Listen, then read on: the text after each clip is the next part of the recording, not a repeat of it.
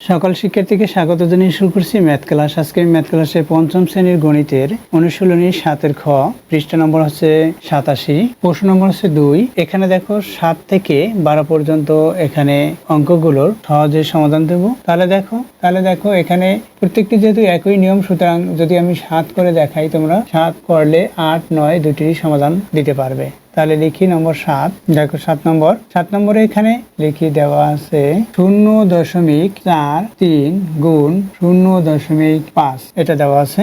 এখন 0.43 গুণ 0.5 আমরা এটা দিয়ে গুণ করব। দেখো 5 দিয়ে 3 কে গুণ করি 15 হবে, 15-র 5 লিখি, অর্থাৎ 15-র 5 লিখেছি। এই 5 সংখ্যাটি প্রথমে লিখেছি, দশক অঙ্ক থাকলো। 5 দিয়ে 4 কে গুণ করি 20 হবে, 20-র পরে 1 যোগ করি, এই যে দশক অঙ্ক যেটা আছে 1, এটা যোগ করলে হবে 21। 21-এর 1 লিখি, অর্থাৎ 21-এর 1 লিখেছি, 2 বাদ আছে দশক অঙ্ক। 5 দিয়ে 0 কে গুণ করি 0 হবে, 0-এর সাথে 2 যোগ করি 2 হবে, এটা হলো। এখন 0 দিয়ে গুণ করব। যেহেতু 5 দিয়ে গুণ করছি, সুতরাং ডান দিক থেকে একটি অঙ্ক বাদ। যদি একটি অঙ্ক দিয়ে গুণ করি তাহলে একটি অঙ্ক বাদ। এরপর কি হবে? 0 দিয়ে গুণ করি, 0 দিয়ে 3 কে গুণ করি 3, 0 গুণে 0 হবে, অর্থাৎ 0-এর সাথে কোনো সংখ্যা গুণ করলে গুণফল 0 হয়, অবশ্যই তোমরা এটা জানো। 0 দিয়ে 4 কে গুণ করি 0 হবে। দেখো 0 দিয়ে 4 কে গুণ করেছি 0 লিখেছি, 0 দিয়ে 0 কে গুণ করি 0 হবে, এটা হলো। এখন আমরা যোগ করব। এখানে 5 আছে, 5 দিয়ে 0 কে যোগ করি 5 হবে, অর্থাৎ 1 দিয়ে, এখন 1 দিয়ে 0 কে যোগ করি 1 হবে, অর্থাৎ 0-এর সাথে 2 যোগ করলে 2 হয়। 0-এর সাথে কোনো সংখ্যা যোগ করলে ওই সংখ্যাটিই হয়। এখানে 0, এখানে কোনো সংখ্যা নেই, সুতরাং ওখানেও 0 আছে, 0-এর সাথে 0 যোগ করলে 0 হয়, এটা হলো। এখন কোথায় দশমিক বিন্দুটি হবে সেটা আমরা হিসাব করব। কিভাবে? গুণ্য এর দশমিক বিন্দুর পরে 2টি অঙ্ক এবং গুণকের একটি অঙ্ক, অর্থাৎ মোট হচ্ছে 3টি অঙ্ক। অর্থাৎ এখানে আবার দেখিয়ে দেই, তারপর বুঝতে পারবে সহজেই। এখানে দশমিক বিন্দুর ডানে 2টি অঙ্ক আছে, একটি 2টি 2 লিখলাম। 0.5 অর্থাৎ গুণেরটা লিখেছি, গুণকেরটা লিখি।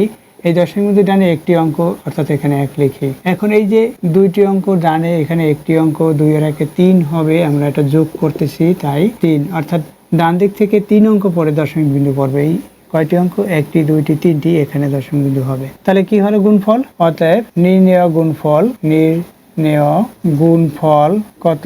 0.215, এটা হচ্ছে নির্ণেয় গুণফল। দেখো এর বিকল্প নিয়ম করে দেখাচ্ছি, বিকল্প ভাবে কিভাবে করতে হবে সেটা দেখিয়ে দেই। এখানে 0.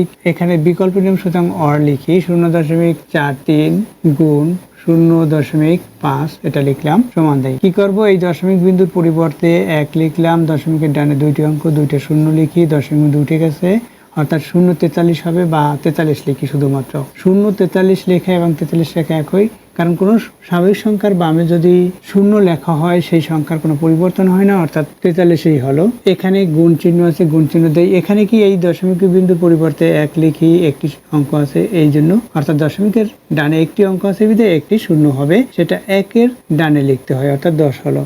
এখানে কত হবে? দশমিক এবং 0 উঠে যাবে, এখানে 0 বামে, অর্থাৎ 0.5 হয়, বা 5 লিখতে পারি আমরা। দশমিক উঠে গেছে। এখন এটার সাথে এটা গুণ, এটার সাথে এটা গুণ। তো 100 দিয়ে 10 কে গুণ করি তাহলে 1000 হবে, অবশ্যই তোমরা এটা গুণ করতে পারবে। 5 দিয়ে এই 43 কে গুণ করবে, এই 5 দিয়ে 43, লবের সাথে লব। এখানে আমরা যদি 43 লিখি, গুণ 5 লিখি, অবশ্যই তোমরা এটা গুণ করতে পারো। দেখো 3 5 15, 5 হাতে 1, 3 4 5 20, 1-এ 21 হলো, এটা হলো 215 হলো, অর্থাৎ এটা লিখবো 215। এই 215 লিখলাম। এখন 215-কে এটা দিয়ে ভাগ দেবো। দেখো এই যে ডান দিক থেকে লিখতে হবে, এই 5 এই 0-এর পরিবর্তে লিখলাম, এই 0টার পরিবর্তে লিখেছি, আবার এই 1 এই 0-এর পরিবর্তে লিখি, আবার এই 2 এই 0-এর পরিবর্তে লিখি। এখন এখানে দেখো আর কোনো সংখ্যা নেই, অর্থাৎ এখানে বামে 0 আছে, 0 আমরা লিখতে পারি।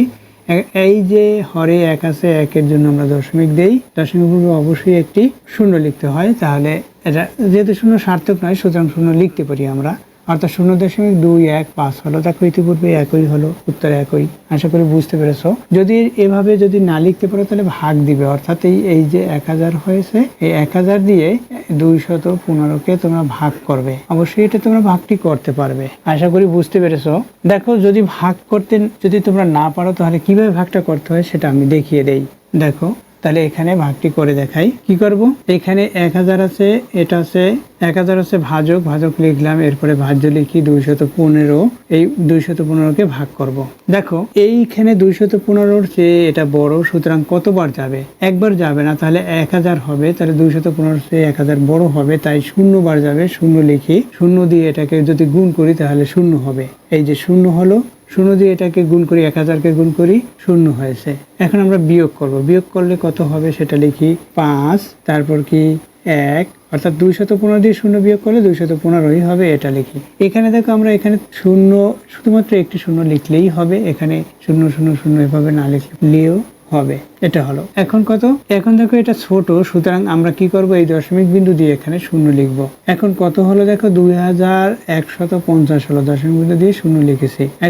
এখন কতবার যাবে দেখো, এখানে 2, যেহেতু 2000, 1000 2000 এর মধ্যে 2 বার যাবে, তাহলে আমরা এখানে 2 লিখতে পারি। এই 2 দিয়ে 1000কে গুণ করে এখানে লিখতে পারি, 2000 লিখলাম। এরপর বিয়োগ করি, এখানে বিয়োগ করি, সেটা হলো, এখানে বিয়োগ করি। এই দেখো 0 0, এখানে 0 হলো, বিয়োগ করি, 5 হবে, 5 লিখি। এরপরে মানে 5 দিয়ে 0কে বিয়োগ করলে 5ই হবে, 1 দিয়ে 0কে বিয়োগ করি 1 হবে, 2 দিয়ে 2কে বিয়োগ করলে 0 হয়, তাহলে 150 হলো। এখন এই যে দশমিক দেওয়া আছে, আমরা 0 এখানে লিখতে পারি, আরেকটা 0 আনতে পারি, অর্থাৎ এই যে সংখ্যাটি অর্থাৎ 215, এরপরে দশমিক দিয়ে এভাবে আমরা একাধিক 0 লিখতে পারি, সেই শূন্যগুলোই নামিয়ে দেওয়া হয়। দেখো প্রয়োজন নেই আমাদের, এই যে দশমিক বিন্দু দেওয়া আছে মনে করিস, তার জন্য আমরা 0 লিখলাম। এখন 1000 হলো, এখন একবার যাবে, অর্থাৎ 1 দিয়ে 1000কে গুণ করলে 1000 হবে, এখানে 1000 লিখতে পারি। এখন বিয়োগ করি, বিয়োগ করলে কি হবে, 500 হবে, কারণ 1500 দিয়ে 1000 বিয়োগ। অবশ্যই তোমরা এটা বিয়োগ করতে পারো, তারপর আমি সরাসরি দেখিয়ে দিচ্ছি। এই যে দশমিক দেওয়া আছে, এই জন্য আরেকটি 0 নিয়ে এবারে 5 বার যাবে, 5 বার গেলে কি হবে, 5000 হবে। এই 5 দিয়ে 1000কে গুণ করলে 5000 হয়, অবশ্যই তোমরা এটা জানো। এখানে 0 হলো। দেখো এখানে ভাগফল আমরা কি পেলাম, 0 এটা পেয়েছি আর কি, 0.215। অবশ্যই তোমরা এটা করতে পারবে, এভাবে ভাগগুলো করতে হয়। আশা করি বুঝতে পেরেছো কিভাবে এই গুণফল নির্ণয় করতে হবে। এতক্ষণ ম্যাথ ক্লাসের সাথে থাকার জন্য সকলকে ধন্যবাদ জানিয়ে আজকের মতো বিদায় নিচ্ছি।